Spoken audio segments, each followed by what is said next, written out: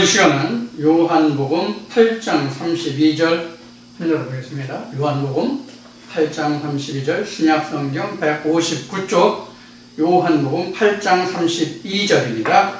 한 절만 제가 봉독하겠습니다. 진리를 알지니 진리가 너희를 자유케 하리라. 아멘. 한 주간도 안녕하셨나요? 오늘 여러분들과 함께 나눌 말씀은 지금 방금 봉독해 올린 요한복음 8장 32절 진리를 알면 진리가 너희를 자유케 하리라.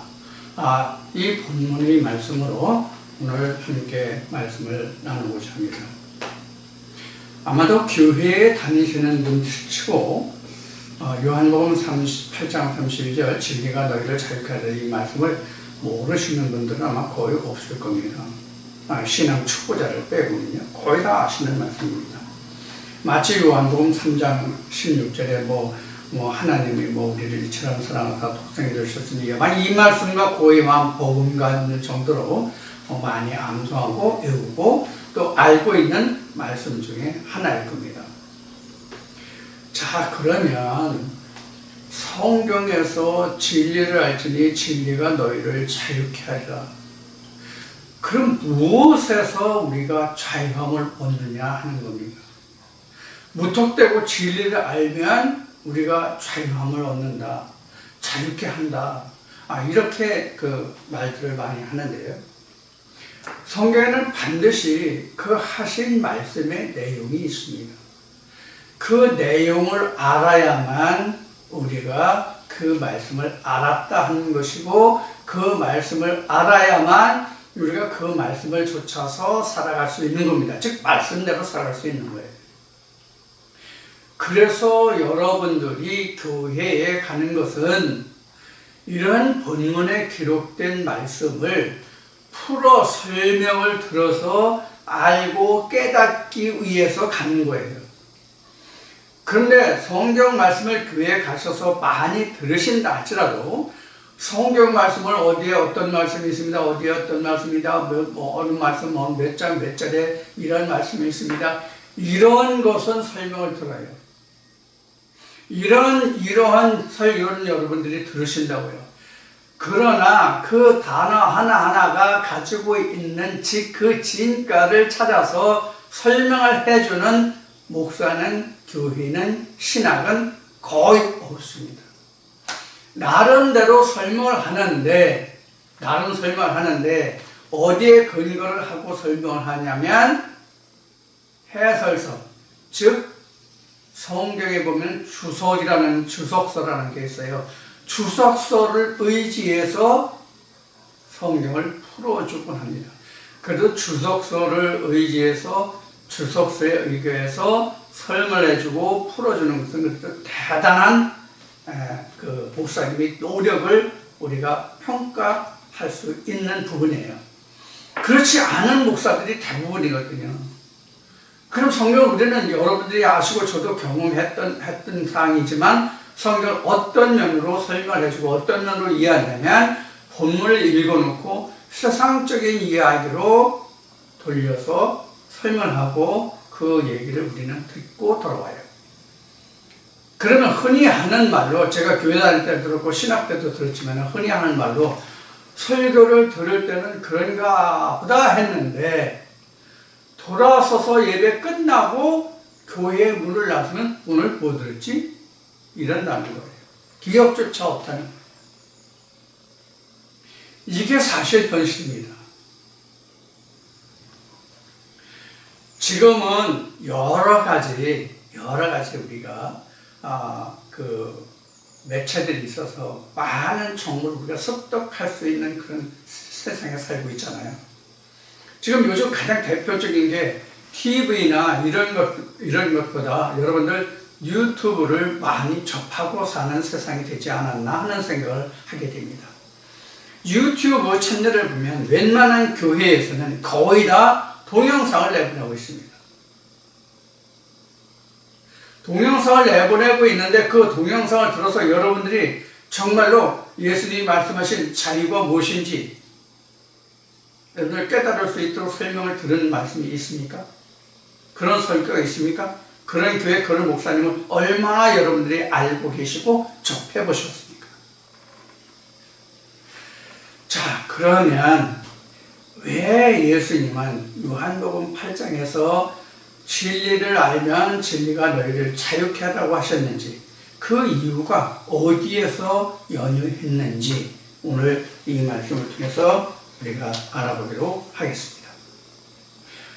예수님은 요한복음 14장에서 이런 말씀을 합니다. 요한복음 14장부터 17장까지가 뭐라고 그랬죠? 예수님이 마지막 제자들과 고별 설교를 하신 내용이 요한복음 14장에서 17장까지입니다. 이걸 신학적으로는 고별 강화라고 얘기하는데, 그렇게 이제 칭하는데, 요한복음 14장에 보면 예수님이 이런 말씀을 하십니다. 내가 길이요 진리요 생명이다. 이 말씀을 예수님이 왜 하시냐면, 예수님이 내가 이제 아버지께로 간다는 그런 말이니까, 우리가 주께서 어디로 가시는지 알지 못한다, 이런 얘기를 했을 때에 예수님이 답하신 말씀이 내가 길이요 진리요 생명이라, 나로 말미암지 않고는 아버지께로 올 자가 없다, 이런 답을 하신 말씀이에요. 자, 그러면 지금 인용한 말씀과 오늘 본문으로 삼은 요한복음 8장 32절 너희가 진리를 알지니 진리가 너희를 자유케 하라는 말씀을 함께 나누겠습니다. 그래서 오늘 제목을 이렇게 한번 달아보겠습니다. 진리가 무엇을 자유케 하는가?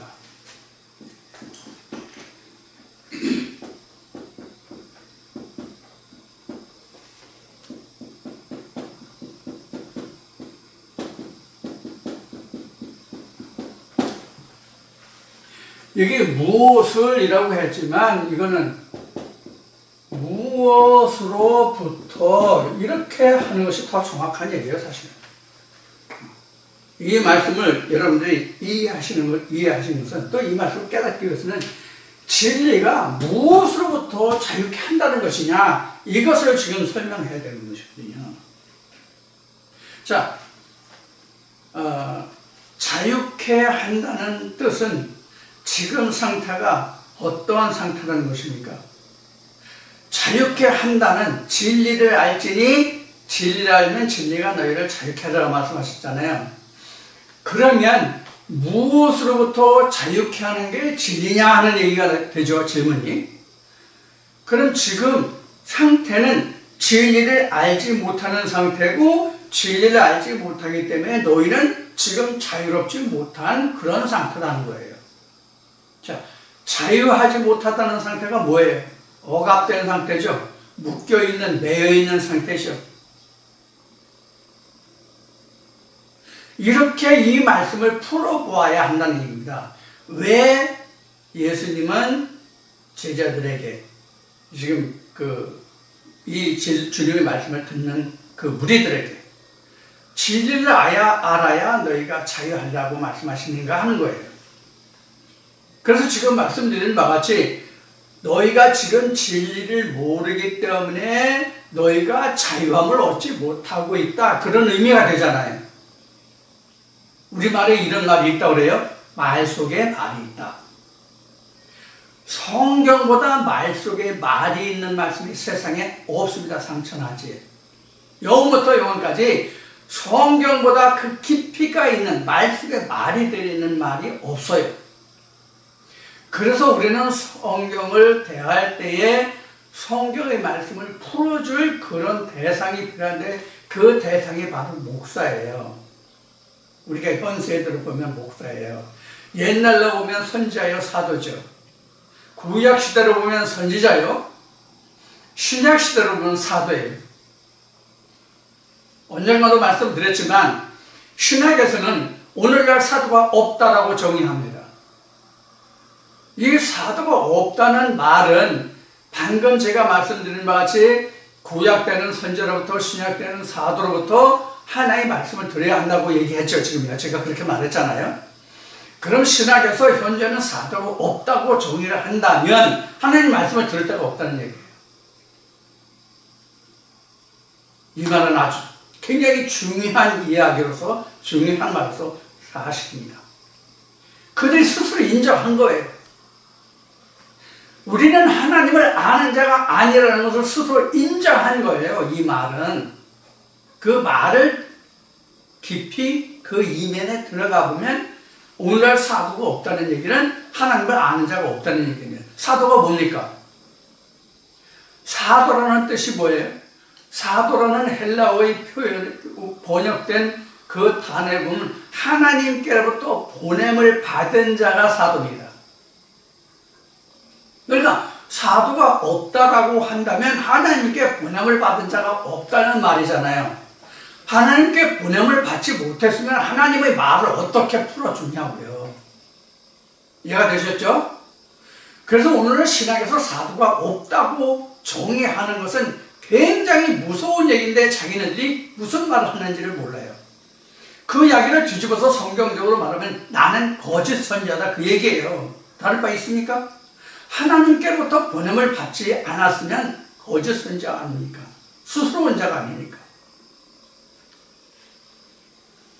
저도 신학 때 이 말을 들었거든요. 지금 한 말. 현재는 사도가 없다.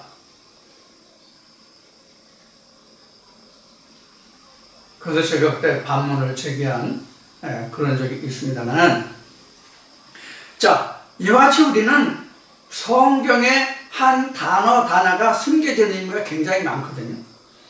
여러분들 시편 78편 2절인가를 보면 지금 78편 2절인가 좀 한번 봐야 되겠네. 지금 문득 생각이 났는데 78편인가 87편인가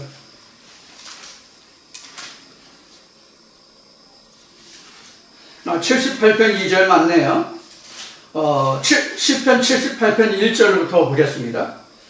내 백성이여 내 교훈을 들으며 내 입의 말에 귀를 기울이라. 내가 입을 열고 비유를 베풀어서 옛 비밀한 말을 발표하리니. 그러니까 성경에 이른 그 모든 말들이 비유예요. 그래서 옛날에 비유를 말했던 걸 밝혀드려야 나른다. 이걸 누가 압니까? 다윗의 뿌리 예수가 해준단 말이에요. 그 말이 내가 길이요 진리요 생명이니 나로 말미암지 않고는 아버지께로 올 자가 없다고 하신 말씀이고, 진리를 알지니 진리가 너희를 자유케 하라는 말씀이에요. 그러면 예수님이 오셨을 당시에나 지금이나 막론하고 하나님이 이스라엘 백성들에게 주신 것이 무엇입니까? 이것은 이제 성경의 이런 인간의 언어로 이렇게 표현합시다. 성경의 발달사로 보면 무법시대죠. 그 다음에 뭐예요? 우리가 잘 아는 율법시대. 그 다음에 아는 게 뭐예요? 진리시대죠. 이때에는 죄가 없으면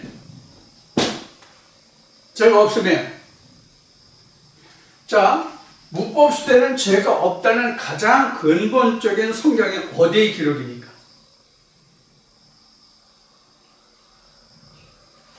성경의 무법시대, 법이 없기 때문에 죄가 없었어요. 그래서 그 모든 것을 천국으로 설명한 게 어디예요? 창세기 1장, 2장이에요. 거기 하나님의 동산 에덴으로 나오잖아요. 그때 법이 있었어요, 없었어요? 그 뒤에 성경의 창세기에 보면은 어느 누가 이런 고백을 하죠. 가인의 죄는 내 죄에 비하면 아무것도 아니다. 내 기쁜 나쁨을 위해서 내가 사람을 죽이고 뭣도 그러면서 자기 아내들을 불러서 내 죄가 이만하다라고 얘기한 고백이 나오죠. 창세기 보면.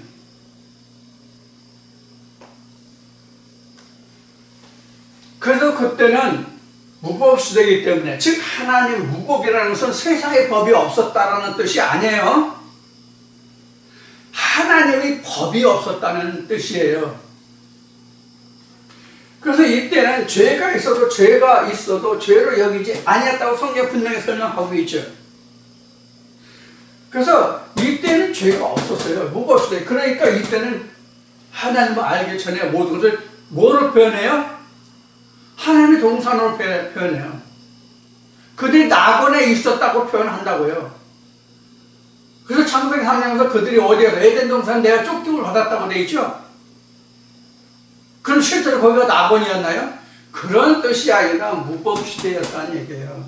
하나님 앞에 죄가 죄로 드러나지 않았다는 얘기예요. 왜? 법이 없으니까. 정죄할 게 없었잖아요. 그러다가 모세 때에 이르러서 율법이 오죠. 율법이 수여되잖아요. 모세 때에.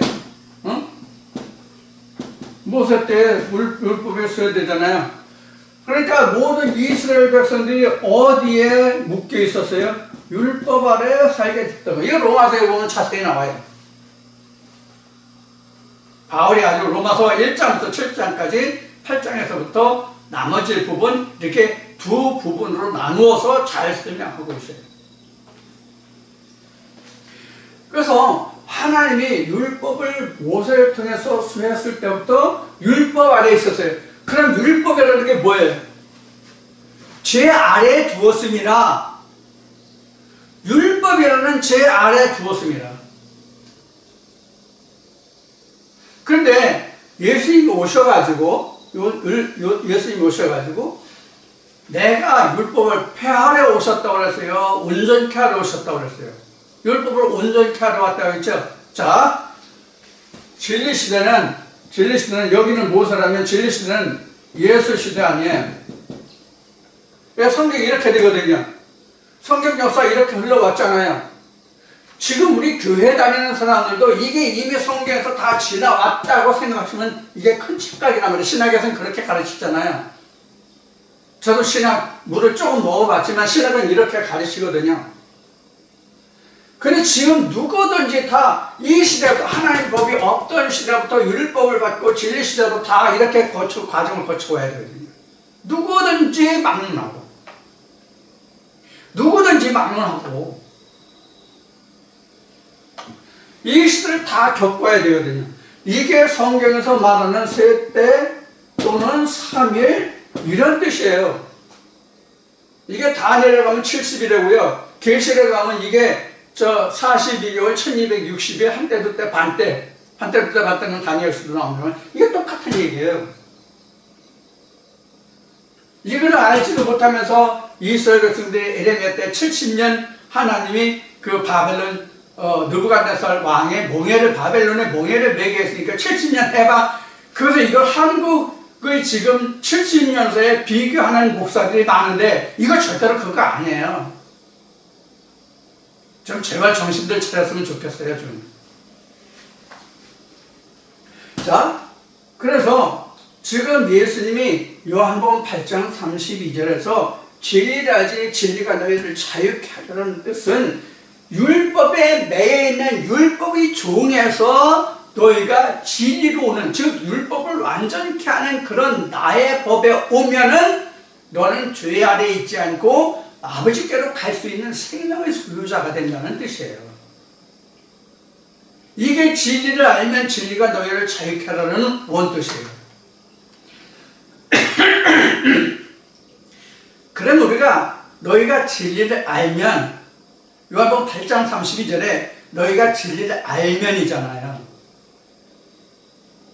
그럼 진리가 뭐가 진리예요? 뭐가 진리라고 여러분들 생각하십니까? 여러분들이 지금까지 교회에 하루를 다녔던 1년을 다녔던 수십 년을 다니셨던 간에 막론하고 여러분들이 지금까지 생각하시는 진리가 무엇이라고 교회에서 또는 여러분들 스스로가 깨달으셨고 들으셨고 알고 있으십니까?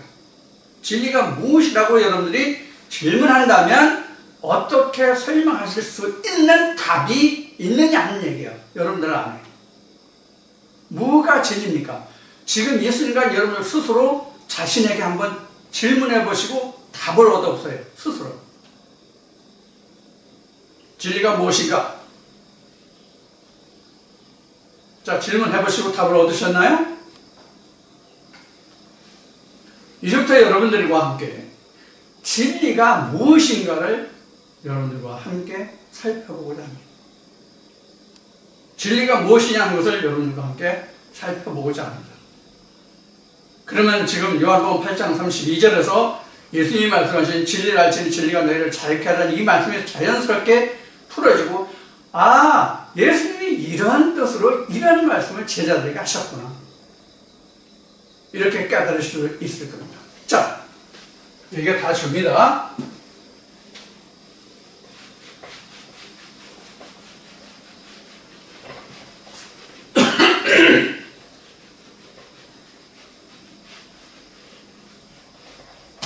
자, 그러면 지금 무법, 율법, 진리에서 지금 진리가 무엇으로부터 자유케 하는가는 좀 이해되셨죠?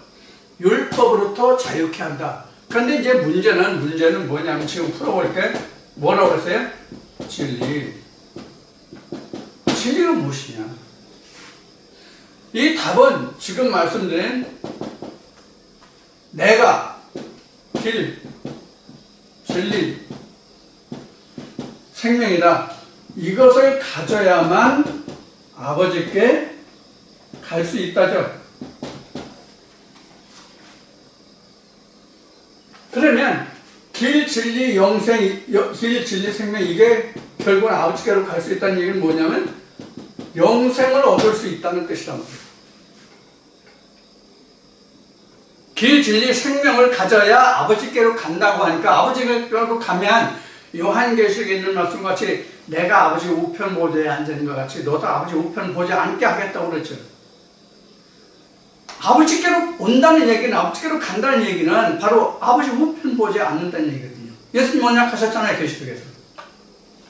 자, 그러면 그것은 곧 영생이란 말이에요. 그러면 내가 길, 진리, 생명이었으니까 이 자체가 뭐예요?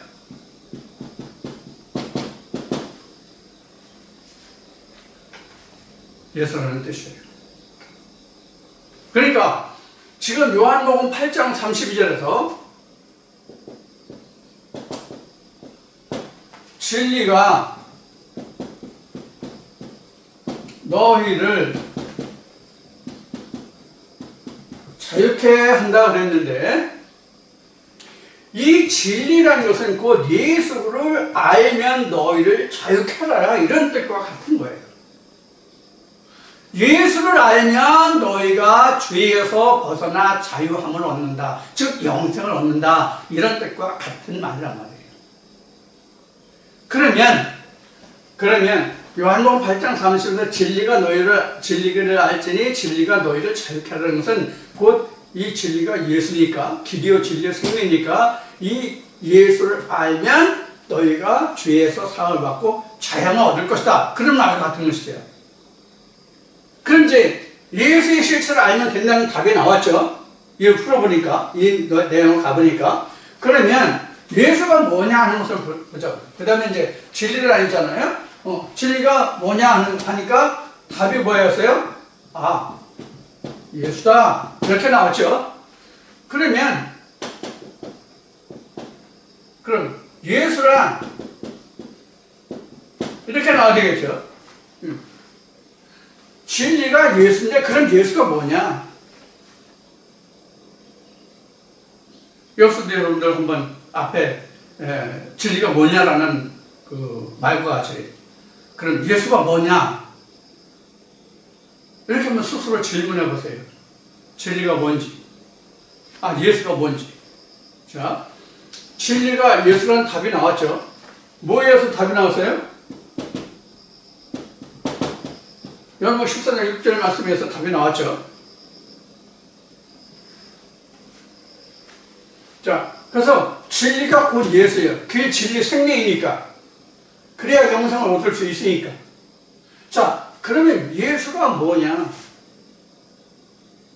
여기서 우선 그 예수가 뭔지를 우리가 일반적인 설명을 한번 해볼게요. 지금 신학에서, 목회 현장에서 예수하면 어떤 예수를 말합니까?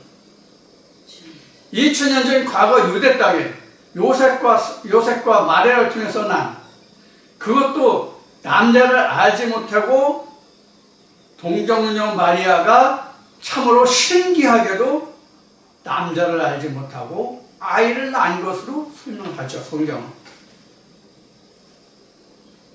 그래서 과학자들은 이걸 뭐라고 표현해요? 이건 신화다, 이건. 신화여 우화다. 우리나라에 마치, 대한민국에 마치, 우리 단군 조상이 누구예요? 곰이죠? 곰이잖아요. 곰 할아버지잖아요. 그래서 둘에서 석 달여라든지 3년 얼마인지 해서 마늘과 쑥을 먹고 사람이 되었다. 그래서 그 이름을 우리가 뭐라 그래요? 우리 단군 조상 할아버지 이름이 뭐예요? 우리 저희 어렸을 때 보면 환웅이라고 그랬어요. 환웅이라고.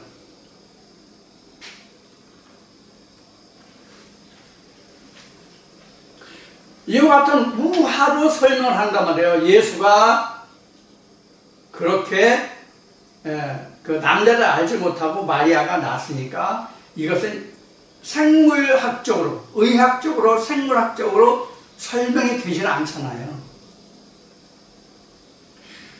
물론 지금 같으면 이런 설명이 가능할 거예요. 남자의 정자를 받아서 실제 남녀 간의 성접촉이 없이 수정을 해서 낳을 수도 있는 문제예요, 오늘날 같으면. 그러나 2000년 전에는 그러한 의학이 발달되어 있는 시절이 아니었잖아요. 그러니까 우화나 전설적으로 그렇게 치부한단 말이에요. 학자들은, 의학자들은 특히. 도저히 어떤 그 남성과 여성의 어떤 씨바지 역할을 하지 않고는 새로운 생명이 태어날 수 없잖아요. 하다못해 풀씨 하나로도 말이죠. 이것을 성경에서는 설명하고 있는데 이것을 신학적으로 풀지 못하니까 세상 과학자들이 뭐라고 그래요? 이건 우화다, 설화다 이렇게 말하는 거예요. 자, 그럼 예수의 실체는 뭐냐 이게요? 예수의 실체. 이렇게 쓰죠, 다시. 실체. 예수의 실체.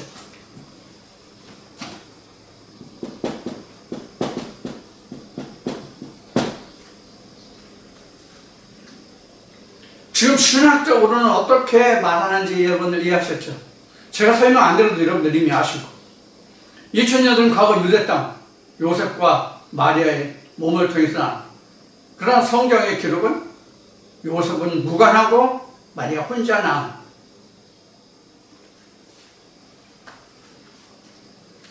예수의 실체는 그동안 여러분들과 많이 나눴던 이 말이에요. 말씀, 육신 이부. 이거 엄청 많이 했죠, 그동안에. 가장 근본적으로 말하면 이게 예수예요. 요한복음 1장 14절에 예수예요. 그래서 독생하신 하나님의 아들의 일을 나타내셨다. 그렇고 요한복음 1장에서 증거를 하고 있죠. 요한복음 1장 17절에 18절에 보면 그렇게 증거하고 있죠. 자, 그럼 예수의 일차를 간단히 말하면 요한복음 1장 14절입니다.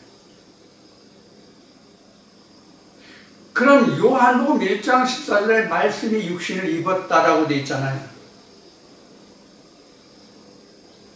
그러면 말씀이 육신을 입었다 이 뜻이 도대체 뭐가 말씀이 육신을 입었다 이 뜻이랍니까? 어떤 것이 말씀이 육신을 입은 거예요? 예를 들어서 요한복음 1장에 태초에 하나님이 계셨는데 이 하나님은 곧 말씀이다 이렇게 증거됐으면, 아니면 창세기 1장 1절에 태초에 하나님이 천지를 창조하시니라 이 본문 말씀이 있으면 이 본문 말씀을 암송하고 이 본문 말씀을 내 마음에 심어두면 그게 말씀이 육신을 입은 거예요?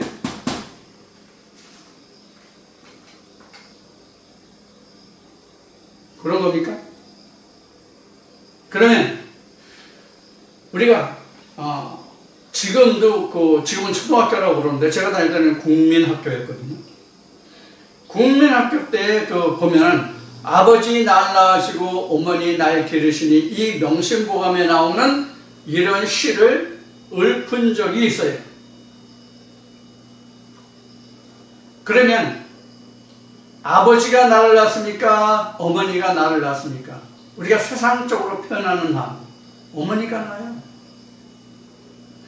근데 실상 이것을 생리학적으로 들어갔을 때만 아버지가 나를 낳고 어머니가 나를 기르는 거예요. 그래서 아버지는 씨의 상징이고 어머니는 양육의 상징이에요. 이것을 세상의 성별로 얘기하면 남자와 여자예요. 그래서 남자는 씨를 주는 자, 여자는 씨를 기르는 자예요. 그래서 여자를 땅이라고 하고 남자를 하늘이라고 우리 조상들은 그렇게 부른 거예요. 그래서 우리 속담에 하늘을 봐야 별을 따지라는 속담이 있는데 이것은 남자를 만나야 여자가 애를 낳지 하는 말과 같습니다. 자, 그러면 다시 성경으로 돌아와서 아버지 날 낳으시고 어머니 날 기르시니 이랬어요. 이것이 이제 명심보감에 나오는 말인데, 자, 그러면 요한복음 1장 14절에 말씀이 육신을 입었다. 그럼 말씀이라는 게 뭐냐? 말씀을 우리가 나눠볼 필요가 다시 있어요. 말씀을 보면은 이렇게 돼 있거든요. 이 둘을 합치면 우리가 세상적으로 말하면 아버지예요. 이 둘을 합쳐야 세상적으로 보면 아버지라고요. 아버지 몸 속에 뭐가 들어있어요? 씨가 들어있는 거예요. 아버지 몸 속에 씨가 들어있는 거예요. 그래서 이 씨가 양육받으려면 땅으로 가야죠. 그 땅이 뭐냐면 대상인 사람이에요. 우리가 오후에 이제 다음 시간에 사람이라는 것을 다시 나눌 텐데, 사람이에요. 그래서 이게 고후 11장 2절에 가면 사람을 갖다 뭐라고 했어요? 하나님의 신부라고 얘기했잖아요. 정결한 처녀. 하나님의 신부로 너에게 소개하려 함이라. 이렇게 나오죠. 자, 그러면 이 씨가 이렇게 온다고요. 뭐가? 로고스와 레마가 같이 온다고요. 이 레마가 그럼 뭐냐? 설교예요, 설교. 즉, 풀어준 말씀. 지금 제가 여러분들에게 말씀 다 풀어주잖아요. 이 풀어준 말씀 속에 뭐가 들어있어요? 로고스와 함께 그 레마 씨가 들어있단 말이에요.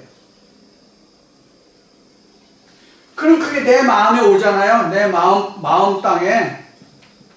고린도전서 3장 16절인가? 6절인가? 16절인 것 같은데. 그 마음의 땅에 오잖아요. 내 마음에 하나님의 정의가 그 땅인 줄 알지 못하냐. 그렇게 나오잖아요. 그래서 그 마음의 땅에 온단 말이에요. 이렇게 해서 말씀이 육신을 입는 거예요. 이게 말씀이 육신을 입는 거예요. 그래 뭐가 와야 된다? 로고스와 레마가 와야 말씀이 육신을 입을 수 있다는 얘기예요. 그러면 이 씨가 바로 뭐예요? 이 씨가 하나님은 아버지고 그 씨는 아버지 씨잖아요. 아버지의 씨로 난 자가 누구예요? 이게 아들이잖아요.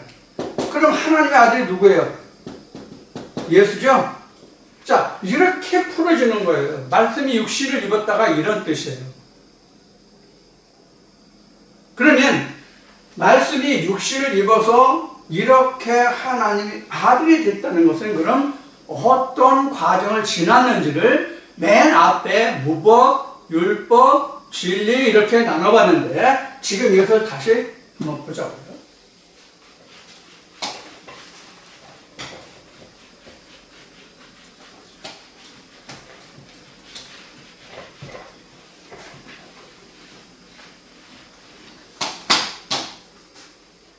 여러분들 이 그림도 상당히 익숙할 겁니다.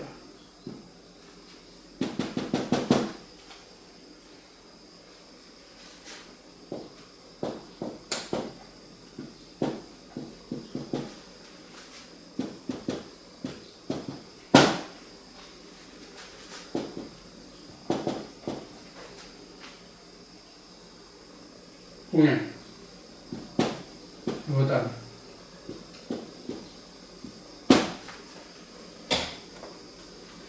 여기가 무법시대죠.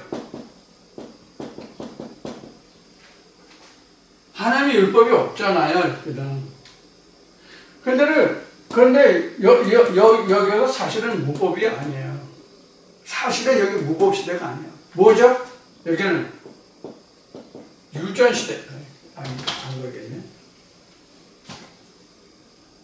교회의 개념은 유전시대예요. 현재로는 유전이에요.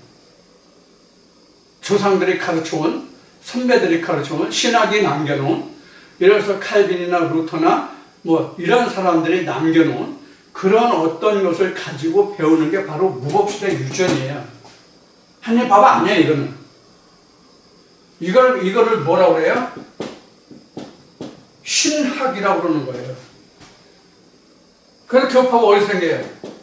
교파가 여기서 생기잖아요. 나는 칼뱅이네, 알미니안이네, 뭐 웨슬레네, 뭐 이게 다 여기에 속한 거예요. 이게 유전이란 말이에요, 여기가. 이게 신학을 바탕으로 하는 거란 말이에요. 그럼 무법은 뭐예요? 무법은 성경인데, 이 성경을 무시하고 뭐로 해요? 각 교파마다, 칼뱅은 칼뱅, 웨슬레는 웨슬레, 루터, 그런 사람들이 가르친 어떤 교리를 가지고 가르치는 거란 말이에요. 이게 하나의 법이 아니기 때문에 이건 완전히 무시되는 무법시대예요. 성경에는 유전시대로 나온 게 지금 여기에 속하는 겁니다. 바울이 가장 대표적으로 이 안에 있었잖아요. 내가 조상의 연갑자보다 더욱 조상의 유전에 열심이었더니라고 고백합니다. 이게 바로 율법이에요. 그러다가 바울이 다메섹에서 예수의 음성과 그 빛을 본 후에 하나님의 계명이 내게 왔다고 그러죠. 그러니까 바울로 보면 다메섹이 어디냐면 신의 산이에요.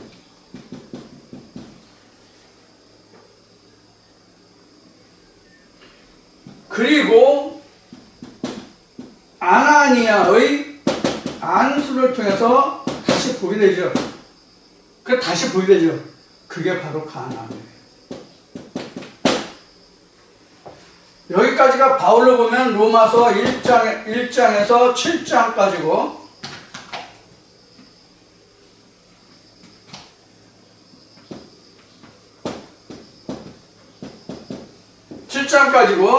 여기서는 로마서 8장부터 마지막까지예요.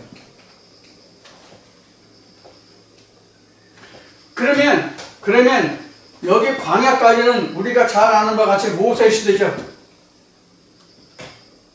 구약에서 여기가 누구 시대예요? 여호수아 시대죠. 이때가 누구예요? 예수죠. 예수가 여기에서 온단 말이에요. 예수가 가나안의 주인이잖아요. 그럼 진리를 알지니 진리가 너희를 자유케 하리라는 뜻은 바로 뭐냐면, 너희가 그때는 가나안 지경에 있으므로 너희가 율법 아래 있지 않다, 이런 얘기예요. 다시 말씀드려요. 너희가 진리를 알지니 진리가 너희를 자유케 하라는 뜻은 앞에 1, 2, 3을 쭉 설명했고 지금 이 도표로 설명하고 있죠. 그럼 이 도표를 보면 여기가 무법시대, 여기가 율법시대, 여기가 진리시대란 말이에요. 그럼 이 진리 시대에 이르면 율법 아래 매이지 않잖아요. 그러면 예수가 2000년 전 유대 땅에 왔을 때 내가 율법을 폐하려 온 것이 아니라 온전케 하려 왔다고 그랬죠. 그럼 율법이 온전케 되는 게 뭐예요? 율법이 온전케 되는 게 뭡니까? 율법이 온전케 되는 게 뭐예요? 이 율법이 온전케 된다는 뜻은 율법은 죄로 묶여져 있잖아요. 쉬운 얘기로 하지 말라잖아요. 하지 말라는 얘기란 말이에요.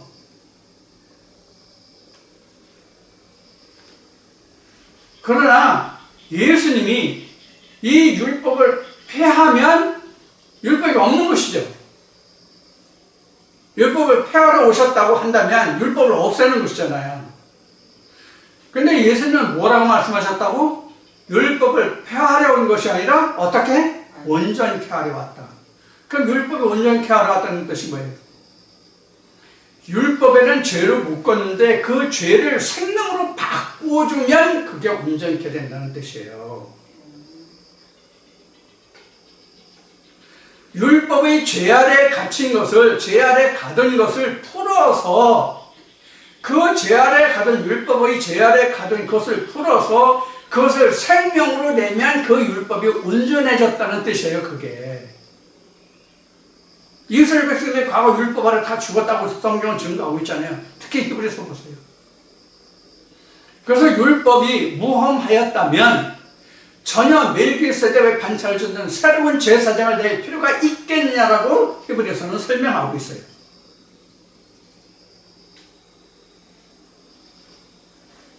자, 이렇게 되면 말씀이 육신을 입은 완전 예수가 되면 내가 진리요 길이요 생명이 되잖아요. 각자가 내가 예수가 되면 요한복음 14장 6절에서 예수님이 말씀하신 내가 길이요 진리요 생명이라고 그랬잖아요. 내가 길이요 진리요 생명이라고 한 그 자체가 되면 나도 길이요 진리요 생명이 되잖아요. 그래서 요한계시록에 예수님이 이르신 말씀같이 내가 너에게 분부하고 당부한 모든 것을 지켜 행하면 그것을 무엇을 다 이루면 내가 아버지 보좌에 앉은 것 같이 너도 아버지 보좌에 앉게 하겠다는 말씀이 이런 뜻이에요. 이게 자유고 율법을 완전케 온전케 하는 것이란 말이에요. 모든 인생이 육신을 입고 이 세상에 태어나죠. 모든 인생이 이 세상에 영체로 나오는 자 있습니까? 없잖아요. 자, 무슨 말씀을 드리고자 하냐면 육신을 입은 자는 모두가 다 율법 아래에 있게 되는 거예요. 율법을 지켜야 할 의무가 주어진단 말이에요. 육신을 입고 있으면. 그럼 그 자는 뭐에 매이게 돼요? 율법 아래에 매이게 되면? 죄에 놓인다는 얘기잖아요. 죄에 놓이면 생명이 없다는 얘기잖아요. 근데 예수님이 이것을 풀어서 생명으로 바꿔준다는 얘기거든요. 그래서 율법을 폐하러 온 것이 아니라 온전케 하러 왔다는 얘기예요. 그래서 바울이 로마서 7장 말미에 어떻게 하면 나는 오라 곤고한 자로다. 육신으로는 죄의 법을, 영으로는 하나님의 법을 섬기한다. 그래서 나는 곤고한 자다. 이런 고백이 나오죠.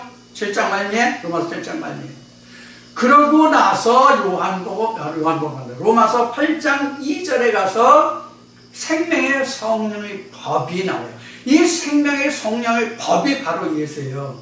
그것이 바로 율법을 온전케 한다는 얘기예요. 여러분 오늘 자세히 풀어 설명했으니까 여러분들 잘 이해하실 수 있을 줄 믿습니다. 저는 그렇게 생각해요.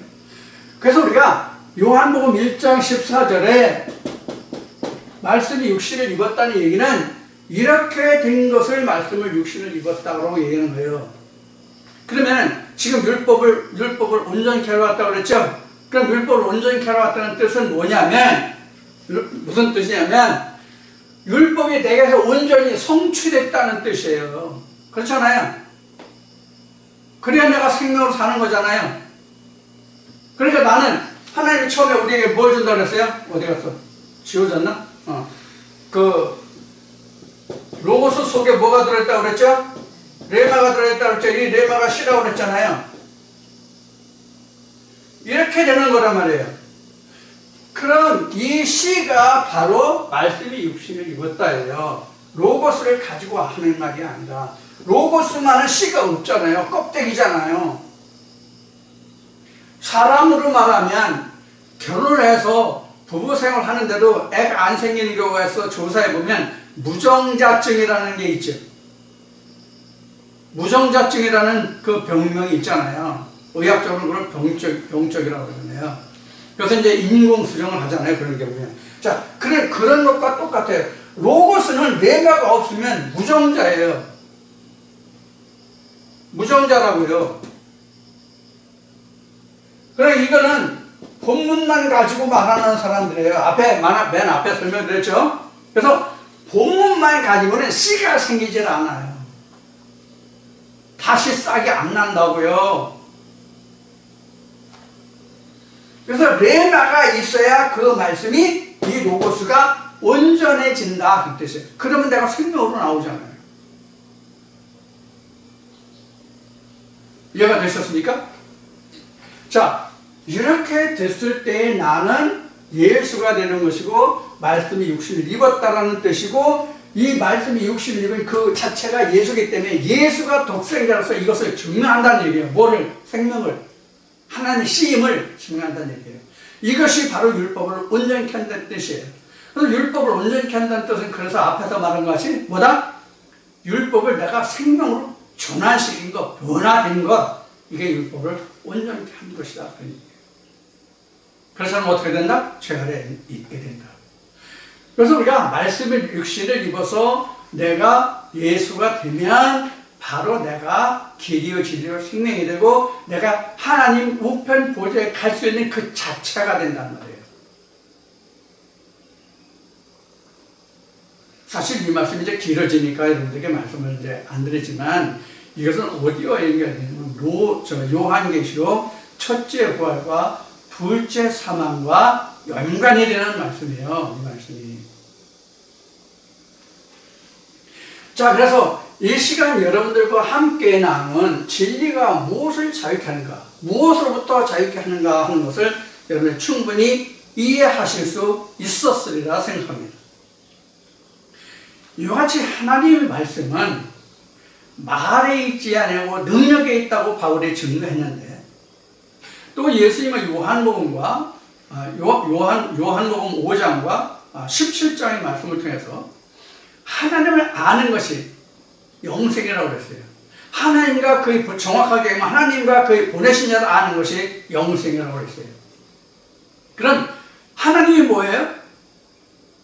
하나님이 로고스예요. 요한복음 1장에 그런 것이에요. 그의 보내신 자는 누구예요? 레마예요.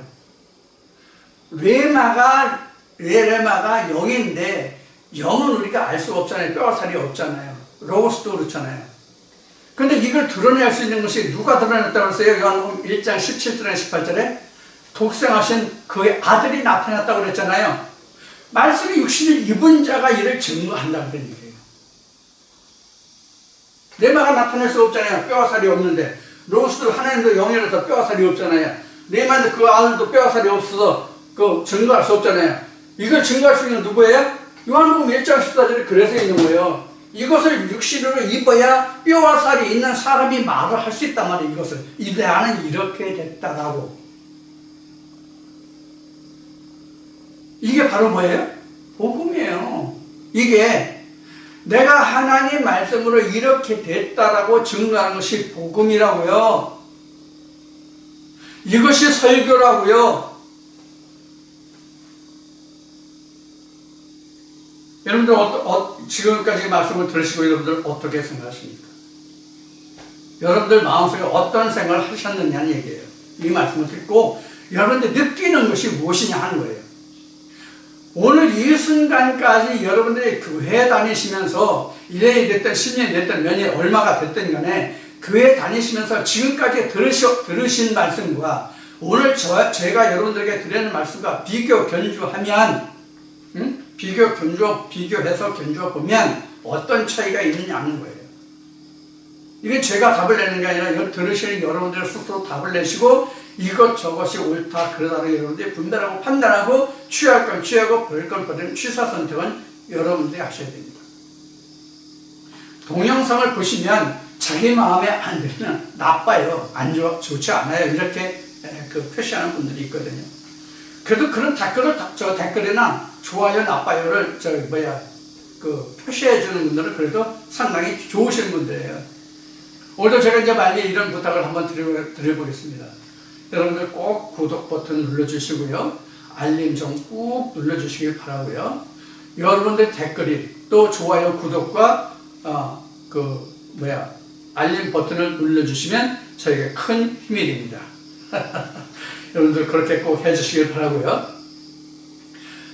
여러분들이 구독 신청을 해놓으시면 제가 다른 유튜브를 청취할 때 필요한 것을 이제 구독 신청하고 알림 중을 이제 표시해놨는데 그걸 표현한 게 뭐냐면 어떤 새로운 메시지가 올라오면 알림종이 올라와요. 그래서 내가 놓치지 않고 찾아볼 수 있는 상당히 편리한 이점이 있더라고요. 그래서 여러분들도 꼭 구독 신청을 해주시고 또 댓글을 좀 제발 달아주셨으면 좋겠어요. 댓글을. 제가 일주일에 한두 번씩 꼭 체크를 하거든요. 혹시 어떤 댓글이 올라왔는지 그런 것을 이제 체크하는데 제대로 올리시는 분이 없어요. 한 번도 없어요. 지금은. 그래서 여러분들의 이 설명을 들으시고 궁금하신 점, 또 깨달으신 점 이런 것을 여러분들이 기록해 주시면 제가 그 내용을 검토해서 답변해 드릴 것 있으면 답변해 드리고 그런 절차를 거칠 그런 절차를 밟을 수 있을 겁니다.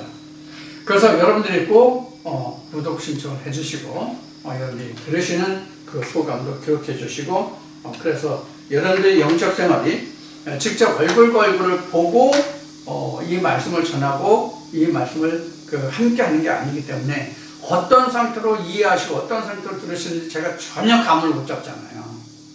그래서 저는 이제 궁금한 거예요. 물론 나름대로 열심히 들으시고 잘 깨달으시고 하나님의 성령의 역사의 도심으로 잘 하고 계시겠지만 저로서는 그런 염려와 걱정도 있다는 것을 오늘 아울러 말씀드리고 이 시간에 여러분들과 함께 나는 진리가 무엇을 자극하는가? 진리는 무엇인가? 그러면 진리가 무엇이고 어떻게 해야 내가 진리를 가질 수 있는가? 진리가 되는가죠, 사실은. 진리가 되는가를 잘 깨드시고 그 과정을 밟아서 여러분들도 예수님이 요한계시록에서 언약하신 말씀과 같이 아버지 보좌에 반드시 이를 수 있는 하나님의 보좌가 여러분의 보좌가 될 수 있는 그런 모든 분들이 다 되어주시기를 주님으로 축원드립니다. 감사합니다.